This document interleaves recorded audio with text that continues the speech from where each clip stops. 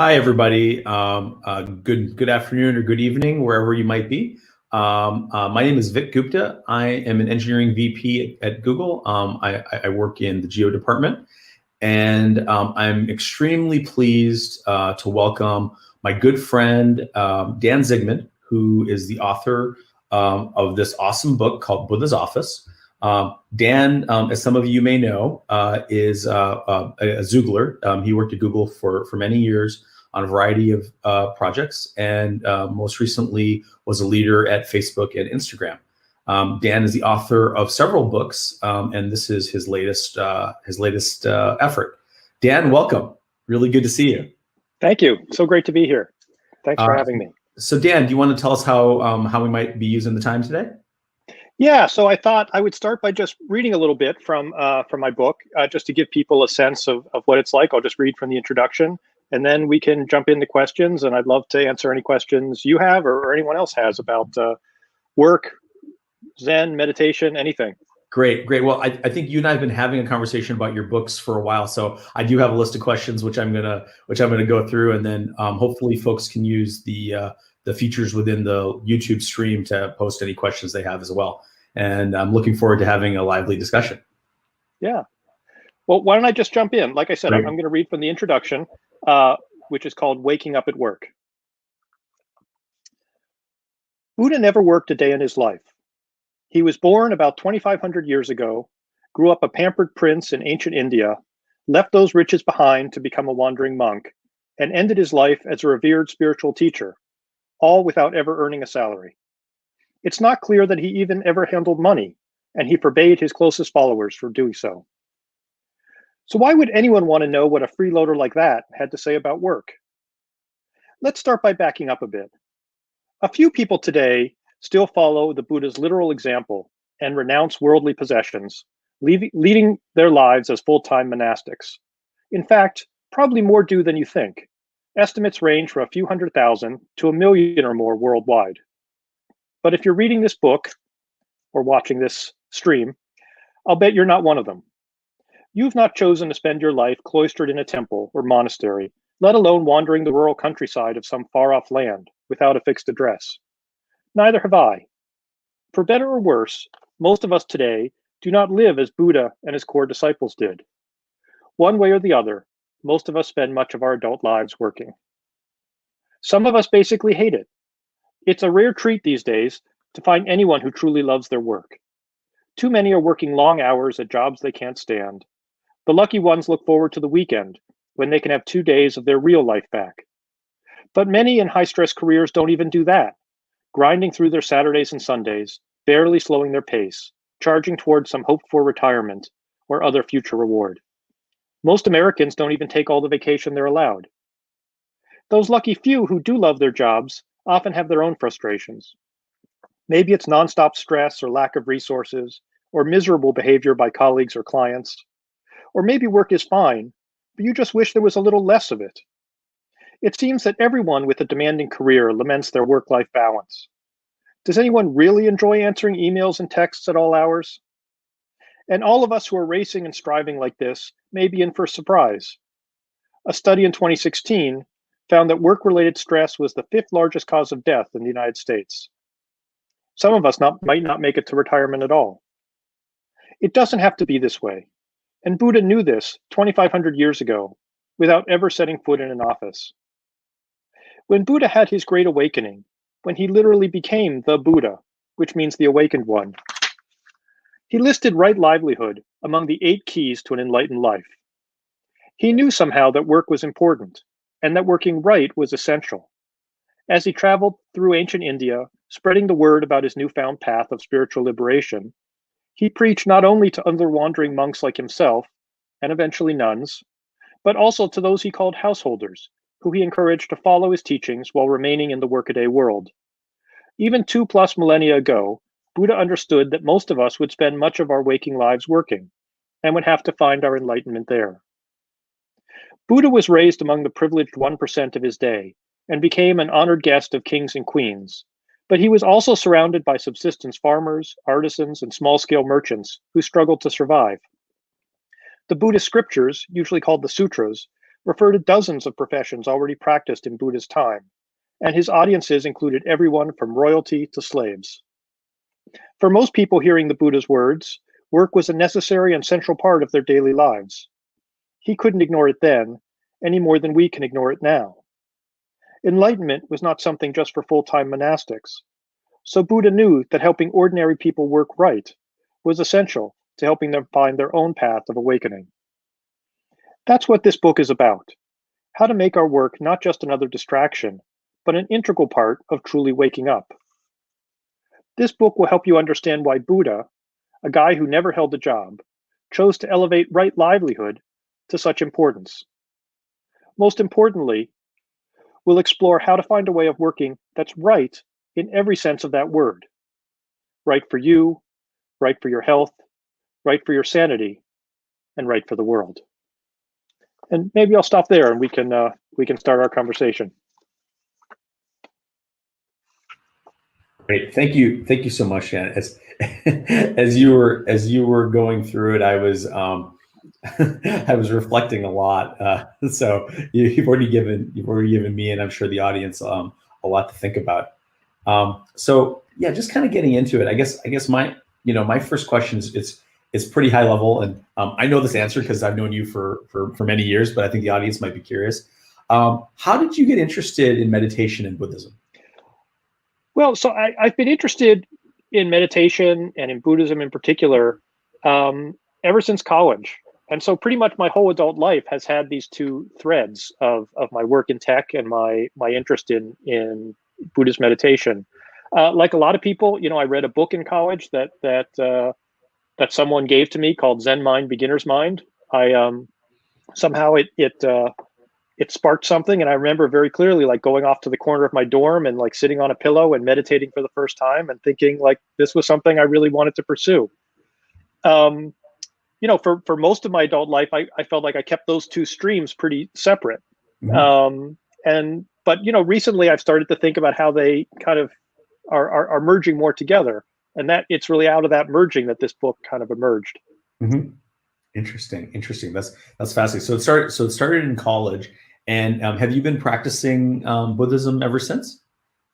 Pretty much. So I sort of dabbled while I was in college. I visited a couple Zen centers. I visited the Zen Center in Los Angeles. I visited here in San Francisco. And then actually after college, I decided, this is really what I wanted to pursue. And I actually moved to Asia and lived in Thailand for a little while in a Buddhist temple. I sort of had the idea that maybe that was just going to be what I was going to do. I was going to be a Buddhist monk, and that would be the end of it. But then, like most things in our life, especially in our 20s, things didn't go quite the way I planned. Mm-hmm. I ended up falling in love and getting married and having to earn a living. And so that's when I kind of restarted this other strand in my life of technology and work. I see. Oh, that's fascinating. So there was a point in your life where you didn't see tech being part of your future, but then kind of things changed for you, and yet you were able to keep Buddhism in your daily life and even bring them together, it sounds like. That I've tried. And, I think at different points, I had my focus would shift more on one or more on the other. But so, I don't think I've ever left meditation kind of behind, but there have definitely been times when work was super intense, or, when I was just starting my family, that I was spending a little less of my kind of attention on that. But I've always tried to keep both of them alive. I see. Oh, that's great. Thank you for that, for telling us a little bit about your journey. Kind of shifting into talking about the book a little bit. What motivated you to write this particular book, and also maybe the overall series. I know this is not the first book you've written, kind of leveraging the teachings of Buddha. Yeah, this book in particular, as I said, really came out of my attempts to, in a sense, bring together these strands in my life that I had for a long time really kept separate. Even during much of the time I was at Google, I really thought about my my meditation and my Buddhist practice as something I mostly did kind of on my own time, not so much when I was at work. I went just a handful of times to some of the meditation sessions, at Google, but I really thought of it as, I'm either working or I'm practicing meditation, but I'm not trying to do both at the same time. And over the years, that's just started to feel like just not such a healthy way of living, that I sort of felt that I was leaving an important part of myself behind when I came to work. And so I tried to just sort of experiment of, what would it be like to bring my whole self to work, and to bring with me this kind of meditation practice and my sort of Buddhist background. And I liked it. I liked it more. I liked the idea that I could somehow bring these two aspects of my life together. And I felt like I was more of my authentic self. And so after doing that for a few years, I started to feel like maybe other people would also like to kind of be more of their whole self at work, and to think of work as less of a distraction from their real life and more just like an integral part of this whole life they were living. And so I started, writing down some thoughts, and those thoughts, ultimately became this book. I see. As you talk about the whole self and the authentic self and bringing these things together, I was thinking, could you tell us a little bit about how bringing that into your work life has changed how you personally approach work? Yeah. As I said, when I was younger, I really thought of work as this thing I had to do. Like I had one plan, which did not involve me going into the tech industry. And then I realized, well, okay, no, I need to make a living. So I need to go to work. And, I was one of these people who, had a spreadsheet telling me, when I would be able to stop working maybe. And, was really thinking of it as this thing that I'm doing because I have to, but I don't really want to be doing it. And I did literally think of it as a distraction from the rest of my life. And, I can't quite remember exactly when that started to shift, but I think, around the time that I joined Google, so this was in the like mid 2000s, I started to realize that there were lots of things about my work that I really liked. And that it wasn't, it certainly wasn't just a distraction, and maybe it didn't need to be a distraction at all. And that I could start to think of work as an opportunity to practice certain things that were important to me.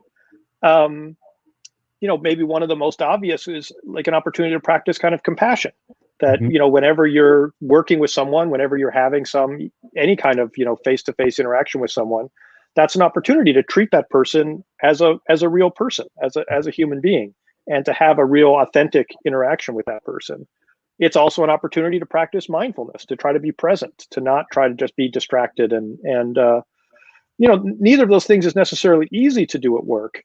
But I do think if you start to look at work as an opportunity to engage in those kinds of practices, it really changes your perspective on the whole thing.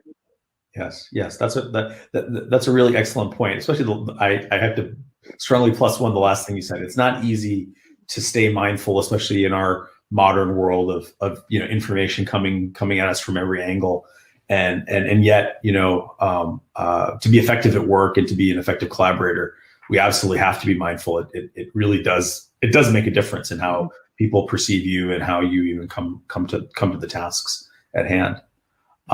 That's great. I'd like to shift a little bit and talk kind of about this very difficult year, 2020, and that all of us are dealing with different things, of course, and I would never, I don't want to, speak so much about the challenges of working from home in light of people, who are losing loved ones, but there is just a lot of change and a lot of difficulty across both a lot of people at Google and in our computer industry, but all around the world. And so I'm curious, in light of 2020, how in what ways do you feel that mindfulness and the practice of meditation in particular are particularly relevant for all of us that are trying to work under these circumstances? I mean, it certainly is an incredibly challenging year in so many ways, and you're right. It's of course most challenging for the people that are actually dealing with the disease itself, or have loved ones who are, and we could talk a little bit about how to deal with those kind of challenges. But those of us where our main challenge is trying to continue our working life under these circumstances. I do think it really highlights this idea that work isn't really just this like separate thing, that now more than ever, it is just a part of our life, that we can't so easily compartmentalize off to the side. And that can be both good and bad.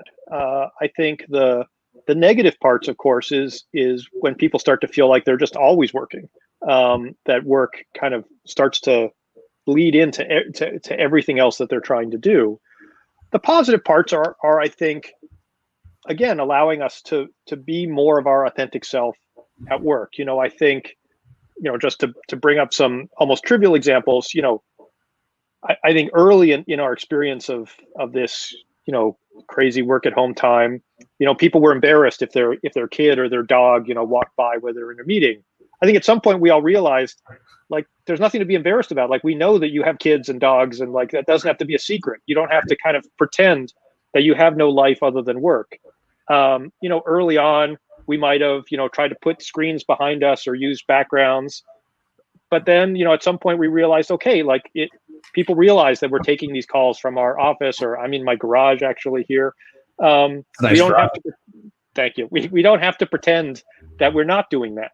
And so I think perhaps we've all gotten a little more used to the idea that we can be ourselves. We don't have to pretend to be something else. We don't have to pretend to be, people that have no identity outside of our work identity. So I think that's quite positive. Back on the challenging side, there's now even more potential distractions for us. So, before, you might go to a meeting and you'd be distracted by your phone. If you brought your laptop with you, you might be distracted by your laptop and emails coming in. Right. Now you still have both of those things, but you also have everything else. You have, the neighbors walking by. You have, again, your kids or your pets, walking by. You have, other, maybe lunch that you're responsible for, or someone's homework or schoolwork that you have to help with. And so I think we have to be even more aware of our attention, and treating our attention as the scarce resource that it is, and being deliberate about where we give our attention at various times, when we're going to give our attention, to our work and to our devices, and when we need to take our attention and give it elsewhere. Yeah, that's great advice, and very much lines with my own personal experience. Just before this call, my 13-year-old was yelling, and I was hoping, would he quiet down in time for us to do the live stream? And thankfully, he did. So I know exactly what you mean about how do you stay centered and mindful in the moment. When you're really trying to focus on a task, as we are here, bringing this presentation to folks. Thank you for that. Kind of focusing a little bit on the technology industry, and overall, which you've had a long distinguished career at places like Microsoft, Google, and Facebook, and I've obviously seen a lot in your career, and have worked on very important products, including both YouTube and Instagram, that are very, very deeply involved in people's day-to-day lives now. I'm curious, do you think that mindfulness has become more difficult with this deeply connected world? And are these technologies, which we all agree are so powerful and so amazing, but are they helping, or are they hurting with our need as people to stay mindful? It's a really difficult question. So, I talked a little bit in the reading I did about Buddha himself and his enlightenment experience 2,500 years ago. One thing I didn't get to in that section was, Buddha had this great awakening. He became literally the awakened one, and his first inclination was actually just to stop, not to become a teacher or anything. Just like, he had found his bliss, and he was done. And his reason for not wanting to teach is he literally thought that these practices that he had developed, mindfulness and so forth, were too hard, mm-hmm. and that people wouldn't get it. And so he worried a lot about distraction, and about the difficulty of mindfulness 2,500 years ago. And when you think about it, that's not just before smartphones and laptops and television and radio. That's before paper. So, That's you a know, good point. if you were to make a list of all the things that you find distracting in your life, you know, the vast majority of those, and possibly all of them, didn't even exist at that time, and yet he's still worried about distraction. And I think the reason for that is that in some ways, that list that you or I would make about the things that distract us is a little bit misleading, because the thing that's really distracting us is not actually the phone, not actually the screen. It's our own minds. We're being distracted by our own thoughts, our own thinking. Mhm. It's that sort of desire to check your phone that's really distracting you more so than the phone itself. And that's been around forever. So that doesn't really answer your question about whether these technologies are making it better or worse, but it is saying that they didn't start from technology. Distraction isn't a new problem. It's a very, very old problem. I do worry a little that all of this work that people like yourself and myself and everybody who's watching this do isn't necessarily making things better. I've been using. I started coding, when I was very young. I've basically been using computers my whole life. I think if I went back through in time and talked to that little, I was called Danny back then, talked to Danny about sort of what this technology was going to do in the future, there was no doubt in my mind that it would be, incredibly positive, that it would make the world a much better place. Having now spent several decades in the industry, it is a little disappointing that although it's made things better in many ways, it hasn't made it better in every way. And it does seem in some ways to be preying on some of our, sort of least good qualities. And so I do think those of us who continue to work in technology, certainly including myself, have an obligation to try to make it as positive a force for the world, including for our attention, as we can. Right. Thank you. The thing you said a moment ago about it's not the device, it's the temptation to look at the device.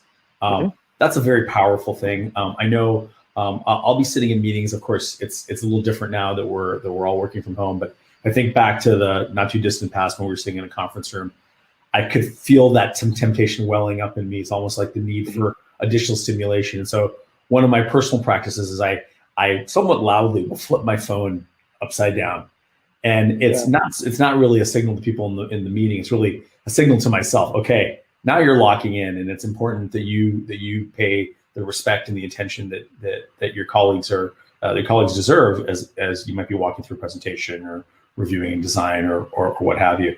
So I do think that calling that out is important, and maybe as all of us try to journey and try to get on this journey to being more mindful. Reminding it's not the device that's the problem; it's our temptation that's the thing we have to kind of work against is really important. So I'm glad that sounds like a great practice. I think, and it really gets to this point that it's an intention. Being mindful is an intention. It's a decision that you make. Yes. I don't know that it comes naturally to anybody. It certainly doesn't come naturally to me. Yeah. And in fact, quite the opposite. If I am sitting in a meeting and I do pick up my phone for some reason, it could be 10 minutes before I put it down again and actually pay attention to what's going on around me, because it's so easy to get sucked in. Right. If you don't make that deliberate effort to stay present. Yes, 100%. I can think of so many times where I haven't done it well, and it's just a reminder that's something to aspire to. I also think it's important, as colleagues, if we're taking the time, taking someone else's time, we have to make sure that we're repaying that by giving them the attention that they so richly deserve. Yeah, something I said earlier about what it means to bring these practices to work. I mentioned compassion and treating each interaction you have with someone at work as an opportunity to practice compassion. And a piece of that is just being present, because in some ways, I suppose it's not the least compassionate thing you could do, but one of the least compassionate things you could do is just kind of ignoring the person that's right in front of you. And so often we end up doing that, not realizing that that's what we're doing, and not realizing that we're letting slip away this opportunity to be compassionate and to be present with the person that's right in front of us. Right. That's true. Thank you for that. Um, we're getting an amazing number of questions from folks on the stream. So I just Oh, have cool. I have a couple more that I thought from my list I thought we'd go through, and then we'll go to the broader group. So kind of getting back to our employer Google and your former employer, meditation has been popular at Google for a really long time. I mean, you mentioned you joined in the 2000s, and I know that there were folks that were deeply involved in it even back then. Why do you think that Google is a place that's embraced meditation? So partly it exists in this broader context of Silicon Valley, which also has had a history of some connection to meditation. The Bay Area, it is both this sort of hotbed of technology and kind of a hotbed of Buddhism in this country. Probably the largest Zen organization is the San Francisco Zen Center, based in San Francisco. And actually, that book that I mentioned, Zen Mind, Beginner's Mind, is a collection of talks that the founder of the San Francisco Zen Center gave, but actually didn't give in San Francisco, gave in someone's living room in Los Altos, because even back then, he was coming down here to give talks to people living in what we now call Silicon Valley. I think Google in particular had a lot of people that were, that had a couple of impulses. I think one is, wanting to make the world a better place and feeling some commitment to that, and two, wanting to better themselves. And I think those two impulses kind of combine to make people think about meditation as something that could help in those things. And then, I think I have to say there was a particular individual who was an early employee at Google, Meng, who's famous because he had so many famous people take pictures with him. I know he's since left not too many years ago, but he was a real advocate for meditation as something that would help Googlers do better work, right. And so really help get that going. So I think there are a lot of strands that came together, but Google really has been at the forefront of kind of bringing meditation into the workplace. I see. That's great. Kind of just a follow up, kind of tying up a couple strands we talked about with all of us needing to work from home, or the vast majority of us needing to work from home for several more months or quarters, and the history of Google as a place where meditation was considered a really important thing, and in the Valley as well. What are some suggestions that you have for the folks listening today to kind of bring meditation into their daily work practice, especially in this work from home setup? Yeah. I do think trying to establish some sort of daily practice is really valuable. That often sounds really intimidating to people, but it doesn't have to be, it doesn't have to be intimidating. I think practicing sitting meditation for as little as 10 minutes a day is incredibly valuable. When people are just starting out, I usually recommend just sitting for 5 minutes, working your way up to 10, and then maybe staying at 10 for a long time, perhaps indefinitely. I think most of us can carve out that amount of time. I think as you start getting into 20 and 30 minutes, it becomes something you've got to schedule. But when it's more at like the 10-minute level, it's usually something you can just kind of squeeze in without having to go block your calendar and make a big production out of it. I do think, although meditation may seem like a solitary pursuit, and certainly Buddha's original meditation was by himself under a tree. These days many of us meditate together, and so that is a bit of a challenge these days when we can't either go to one of the meditation rooms at Google or go to somewhere like the San Francisco Zen Center and meditate in a group. But the nice thing is that there's lots of online meditation, and so you have that ability to meditate with other people even at home. And then there's great apps. There's Insight Timer, Headspace, Calm, where you can do a 10-minute meditation by yourself, but still have some kind of help in doing it. So anything you can do to get into a regular practice of meditation. Yeah. And although in some ways, this current work at home environment may make that more challenging, in other ways, our schedules are perhaps a little more flexible. It may make it easier to carve out that extra 10 minutes at the beginning or end of your day to just sit by yourself. Right. I guess a lot of us have some commute time, which hopefully we're getting back. So that's a great place to spend 5 or 10 minutes and meditate. I'm gonna take that commitment here. I'm gonna carve out 5 minutes a day starting today to do that. So thank you for that. Wonderful. We have as I mentioned, several questions from folks on the stream. So I thought we'd jump into those, and then we can just kind of see where the conversation goes from there. How does that sound? Sounds great. Great. Okay. So the first question is from Chris. So Chris asks, what type of meditation do you do? And kind of along the lines of what we just talked about, has anything changed in your own personal practice since COVID? So my own kind of lineage of Buddhism is what we call Zen Buddhism, which is this kind of branch of Buddhism that went from India, where it started, into China, from China to Japan, and from Japan here to the Bay Area. And so I practice what's called Zen meditation, which is a very simple kind of stripped down, literally just sitting and not trying to have any particular thoughts in my head, just trying to be fully present and fully mindful during the time that I'm sitting. In terms of has anything changed in my practice since COVID, in some ways I do find it easier to have that morning meditation time. Again, I don't have the commute. I'm in a little more control of my schedule.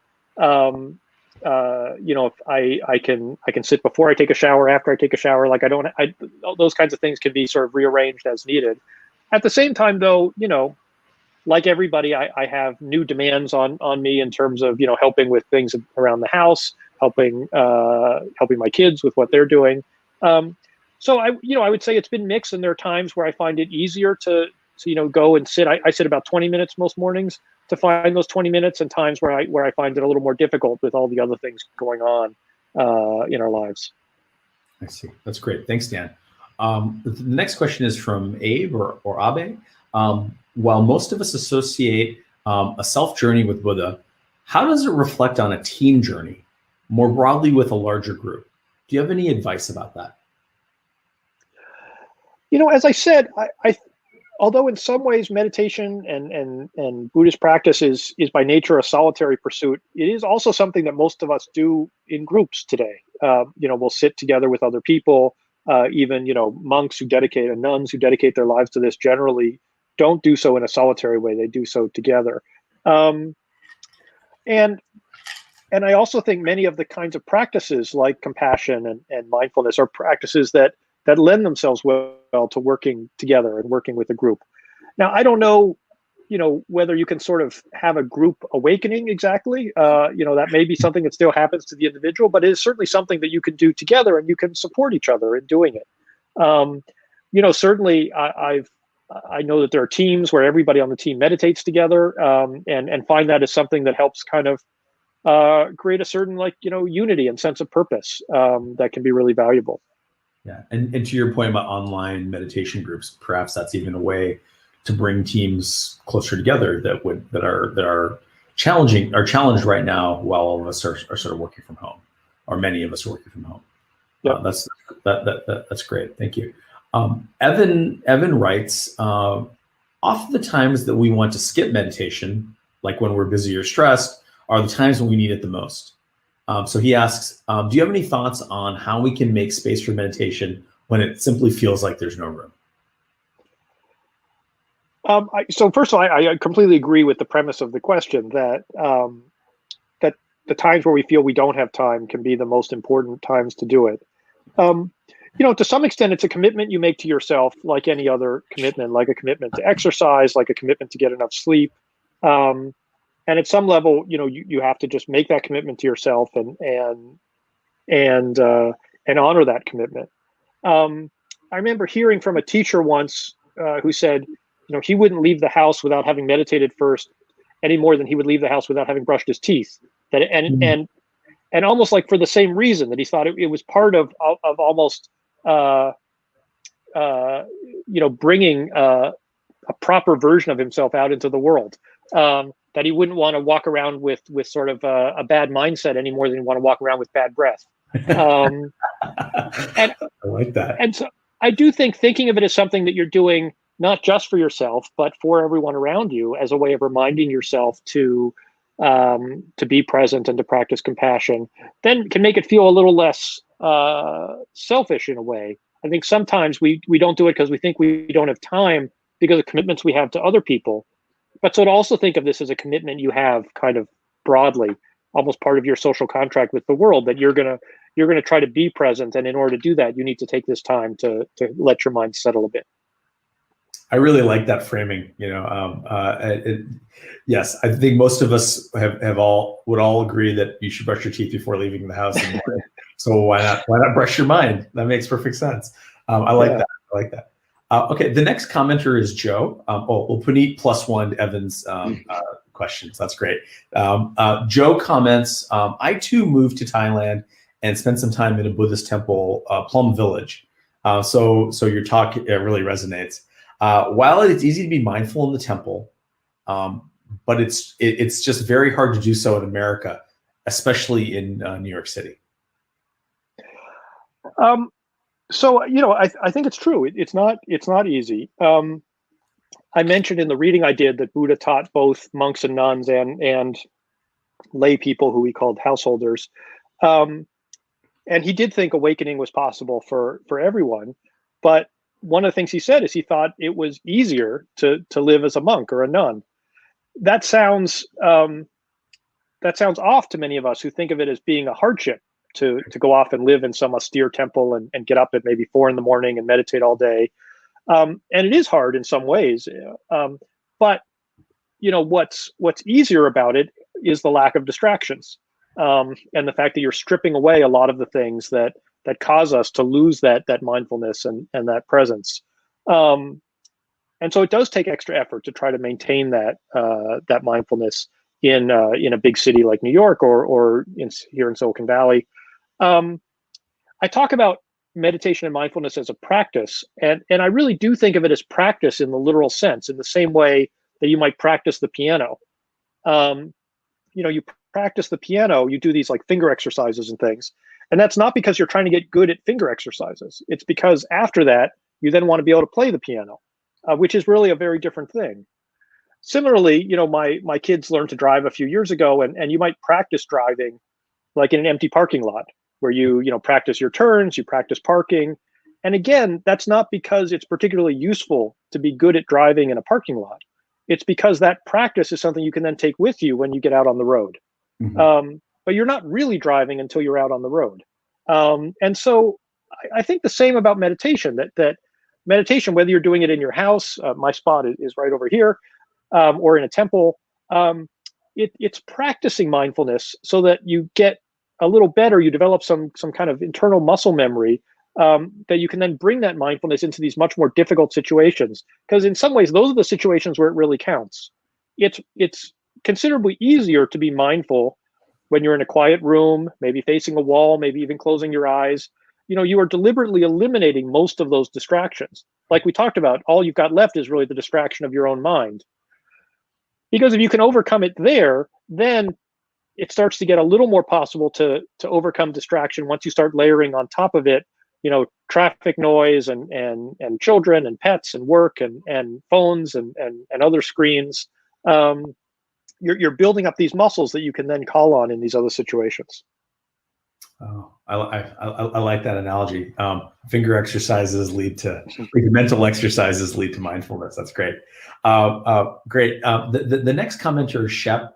And Shep says, often when I think about making my life and work life healthier, I wonder if I'm starting from a place of privilege, and I wonder how these lessons apply to those who are less fortunate, if at all.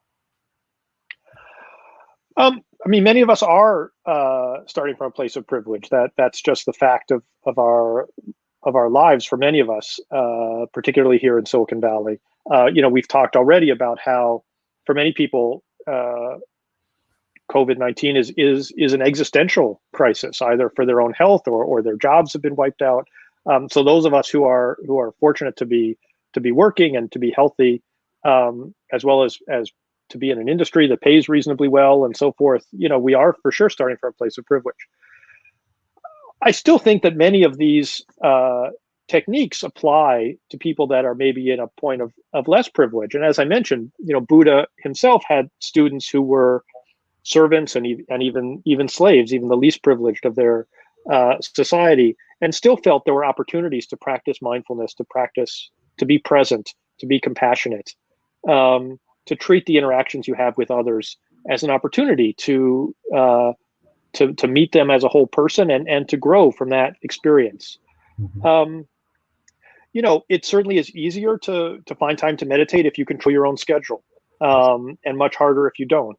But I would hope that even people that are in much less privileged situations can find some comfort in bringing these practices into those workplaces as well. Got it. Just asking my own quick follow-up on that. Do you think that meditation is something that should be taught in schools then? I guess I don't have a strong opinion one way or the other. One of my daughters did have some meditation in her school, and the other one didn't. I think it was useful and valuable. It does seem, though, like it is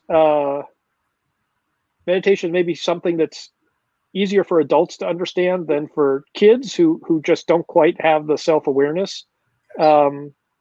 I'll never forget when I tried to teach my own daughter to meditate when she was, I don't know, maybe 4, pretty young.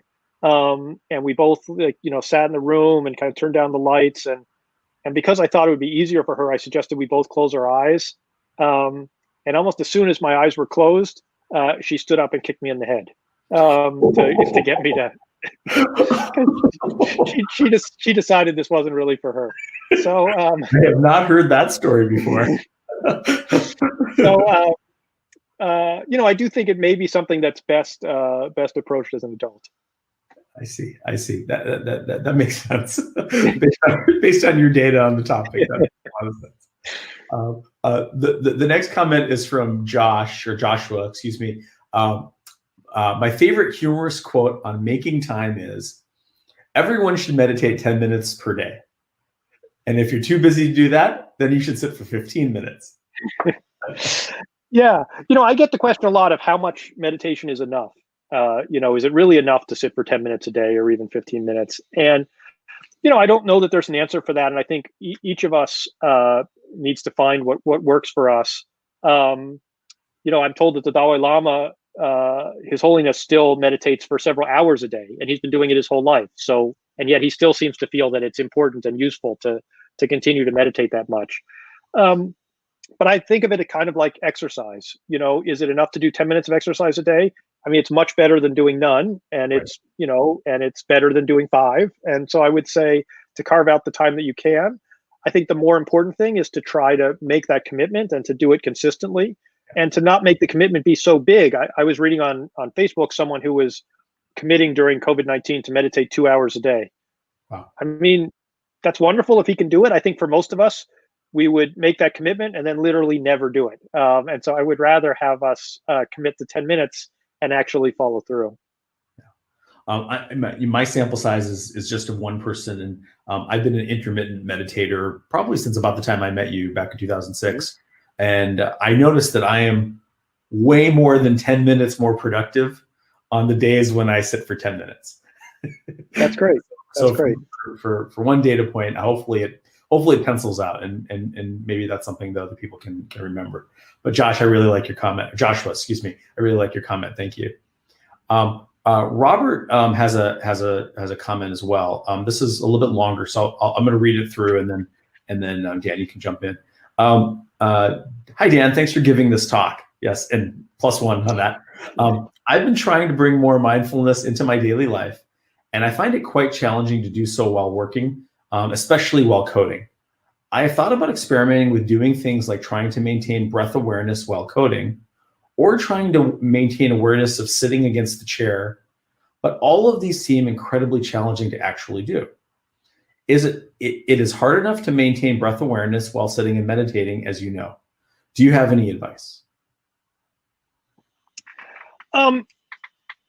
I think mindfulness is not necessarily about always being mindful of your breathing per se.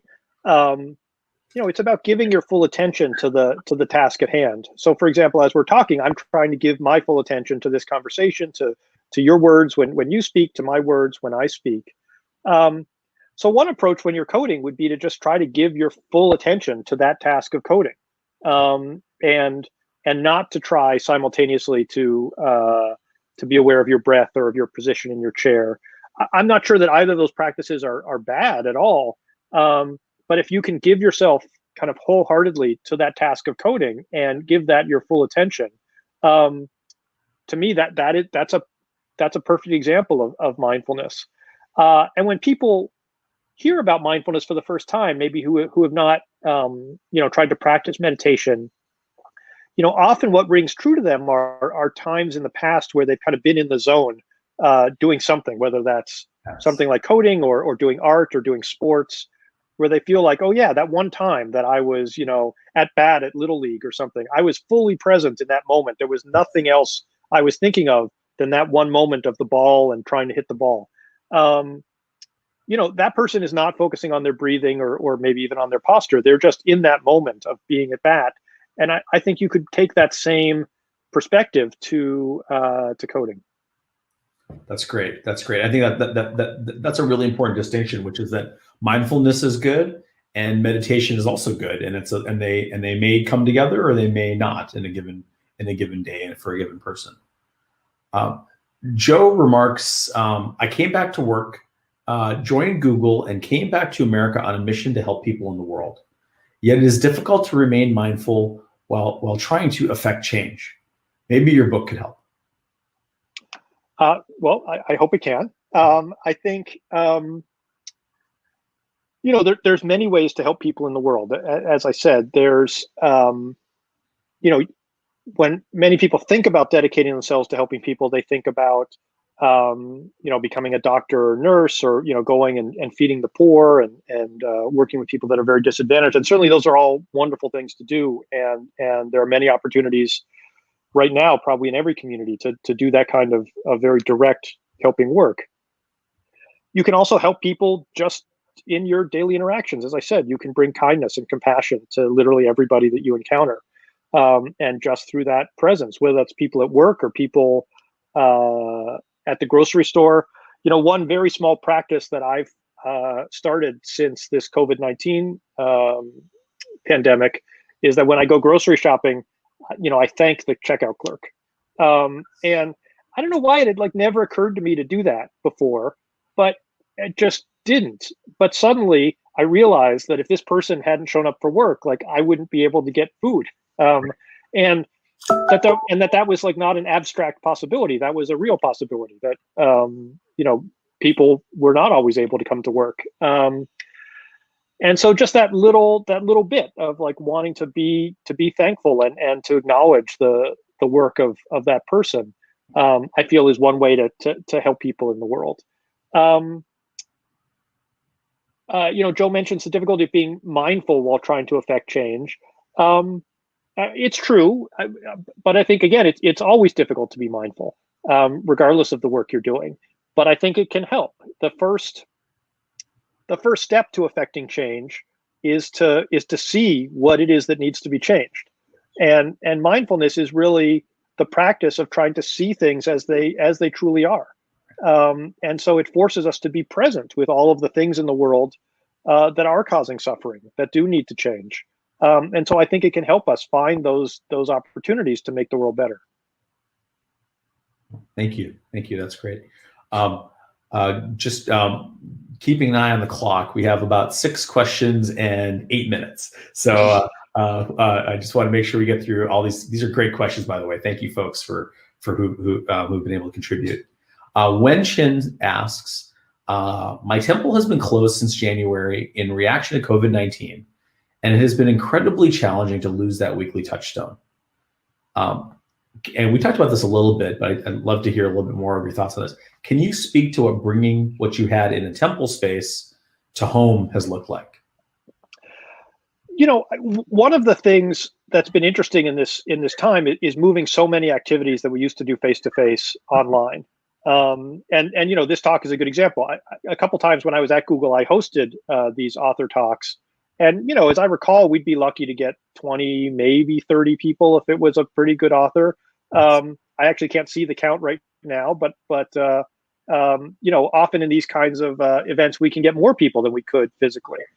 And I think, meditation groups are seeing something similar, where the San Francisco Zen Center, for example, has moved its daily meditation onto Zoom and are getting, sometimes several hundred people, where again, they'd be lucky to get a couple dozen to actually show up at 6 a.m. in San Francisco to meditate there. So if you can find an online meditation, I think that's a great way to do it. If you can create a space in your home that is dedicated to meditation, even just a corner. I have this little space here next to my desk, and it's the only thing I do in that space. And so it's in a sense, my own little temple that I have here. Sometimes that can bring that same feeling, that same kind of touchstone as well. Yeah.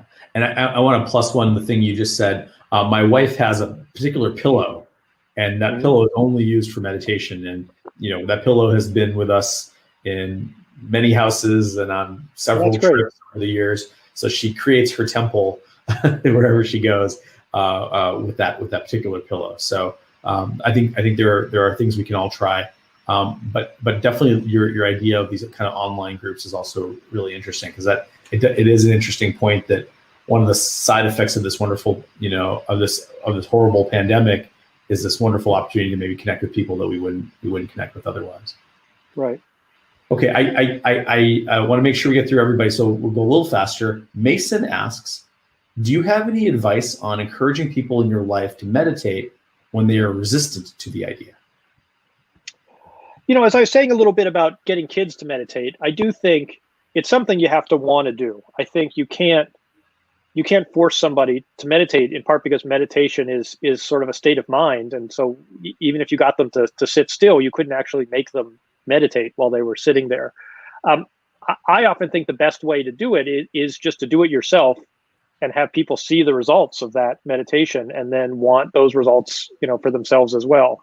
I think that's probably the most effective way of convincing other people to give it a try. Yeah, that makes sense. Dimitri, Dan, you'll like this one, because as a manager at Google for many years, you remember perf season, and we reached that point in the last week or so. So Dimitri asks, are there any tricks for making the less enjoyable parts of an engineer's work, like perf, but also certain types of presentations and documents, more enjoyable? As I've talked about a few times, I try to look at these interactions as opportunities to practice. So perf is a good example, like writing peer reviews, which many people find potentially onerous, let's say. I really try to think when I do those about what is it I would most like to communicate to this person, and how can I be most helpful to this person in this moment. Now, helpful doesn't mean just telling them lots of great stuff about themselves. That actually could be a very unhelpful thing if this person has something they need to work on that they don't seem to realize. But to literally think about this person as a friend, as a fellow human being, and ask, like, what is the most important thing I could communicate to them that would be most helpful to them in trying to become the best version of themselves. So I think trying to find ways of using these as opportunities for that kind of practice. I don't know that it makes it more enjoyable for everyone, but it certainly makes it more enjoyable for me. Great. That's really positive advice. And especially at this time when we really have to be there to support each other, both as colleagues and as people in society. I mean, thinking about it as something you're giving to that other person, I think that really frames it up really well. And I'm starting working on peer reviews myself this week, so I'm going to remember that. Katie asks, or Katie comments, it's easy to feel stuck these days, stuck inside, stuck in a role, especially since companies like Google are limiting open roles. How do you combat that feeling of being stuck? In some ways, we're of course always stuck. This idea of not being stuck is sort of an illusion. And one of the things that I think this year has taught all of us is that this idea that we can sort of plan our whole life and know exactly how it's going to turn out, maybe that holds true sometimes, but there's certainly no guarantees. And we have to be responsive to life as it actually is. in a sense, we're always stuck with the present moment. That's the only moment we get, and it's the only moment we ever get. And so our practice is always just how can we make the best of the moment that we have in front of us. If there is, again, any kind of silver lining to the situation we're in now, it's that it's really driven home that we just have to deal with what's in front of us and we can't control it. And so, I think trying to find ways to grow and learn and practice in this moment is the only way to ever get unstuck. Yeah. Well said. Well said. Gerard asks, bringing work and personal life more together sounds like an important part of your journey, Dan. And what specific boundaries have you found helpful to either remove or maintain? I think the biggest thing was not feeling like I had to sort of construct and maintain a separate persona for work, that it was okay if people at work knew who I really was. Yeah. And, when I look back, I was sort of spending a lot of energy in kind of constructing who I wanted to be at work. And so to, try to let that go a little bit and try to just try to be more of myself. At the same time, absolutely there are useful boundaries. So to make sure that I was spending time with my family, to make sure I was spending time on myself with meditation. I actually don't love the term work-life balance because it suggests that there's just these two things, work and life. But of course, work is a part of life, and it's one of many things we have to balance in our life. We have to balance ourselves and our friends, ourselves and our family and our friends, our work and our leisure, sometimes our work and our health. I mean, all kinds of things that we're trying to balance. And so trying to make as deliberate a choice as I can about each of the balances is, I think, the essential part of trying to be a whole person. Great, thank you. So the next question is from Nadia. Given that you ordained as a priest, did you ever consider longer-term monastic practice? How has your relationship to monastic practice evolved over time? I've thought about it a lot. I still think about it. My kids are now both college age, although the younger one isn't able to go off and start college yet because of the situation with the pandemic. And I have thought that maybe at some point, as I have fewer responsibilities as a householder, I might spend a longer time focused on meditation. And I do think it can be very valuable for all the same reasons that the 10 minutes of meditation is valuable. Just like 10 minutes is valuable, taking a whole week to go and do a retreat can be very valuable, and taking 3 months, which is a common length of time for a monastic stay, can be very valuable. But I don't necessarily think it's essential. I do think that we can find these opportunities to practice throughout life. And so I can imagine that I might do a longer stay at some point. But I also try not to sort of hold on to that as this ideal that I need to strive for, and just try to bring this practice to everything that I'm doing. Great. So we have 2 questions left, but we are running out of time. So Dan, we'll do short answer on these 2. Okay, absolutely. Okay. So Anshika asks, how does your vision / approach with respect to work and family, how has it evolved ever since you started practicing meditation? Are you inclined to do more of one over the other? I feel like you've covered this a little bit by talking about work-life balance. Is there anything you want to add? I would just say I started meditation before I started actually either work or a family. So it was always present there. And mostly I've just tried to be as deliberate as I can in making choices about where to spend my time. And I think there have been times where I was better at that than others, but that to me is really the key, is making the choice yourself rather than having someone impose it on you. Great. Okay, last question. So this is from Harsha. I find activities like driving and running to have a similar effect to meditation. Is it possible or a good idea to replace sitting, observing your breath with an activity we might enjoy? I think they are similar. I wouldn't consider it a replacement. I would still encourage people as much as possible to try to carve out that time to really just meditate. Just 5 minutes. Just 5 minutes. But I do think that, you can get into a similar state of mind running or doing other things. And again, we should try as much as possible to bring that mindset into everything we do, to bring it into coding as well. But I would still suggest, if you possibly can, to find that time just to sit without any other goal in mind. That's great. We're going to have to wind it up here. I want to thank, on behalf of all the folks that enjoyed, that were able to participate in the live stream. I want to thank you, Dan. Thanks for coming back to Google and sharing all of this with us, both practical advice and a really fundamental concept about mindfulness and how we can achieve it through meditation. So thank you very much. Thank you so much. I've really enjoyed it. It's really fun to be back talking to Googlers again and talking to you. Thanks so much for the opportunity. Great. And just to recap, the book is called Buddha's Office, The Ancient Art of Waking Up While Working Well. Dan, will you hold up the book for us? Absolutely. There it is. There it is. Okay. Thanks, Dan. And thank you, everybody who participated. Really appreciate it. Have a great day, everybody.